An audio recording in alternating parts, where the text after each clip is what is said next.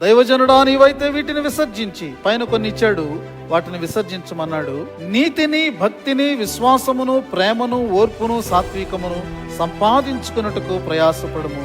విశ్వాస సంబంధమైన మంచి పోరాటము పోరాడము. నిత్య జీవమును చేపట్టుము. దాని పొందుటకు నీవు పిలువబడి అనేక సాక్షుల ఎదుట మంచి ఒప్పుకోలు ఒప్పుకొంటివి. ఇదంతా సారం ఏంటంటే, నువ్వు యేసును విశ్వసించావు తిమోతి. ఈ విశ్వాసమునకు నీవు ఇలా విశ్వాసిగా జీవించేవాడు నీతిని కలిగి ఉంటాడు, భక్తిని కలిగి ఉంటాడు, ప్రేమను కలిగి ఉంటాడు, ఓర్పును కలిగి ఉంటాడు, సాత్వికాన్ని కలిగి ఉంటాడు. ఈ ఒప్పుకోలు నీవు అనేక మంది ముందు ఒప్పుకున్నావు కాబట్టి ఇదిగో దీనిని నీవు కొనసాగించు. ఈ విశ్వాసమును నీవు కొనసాగించు.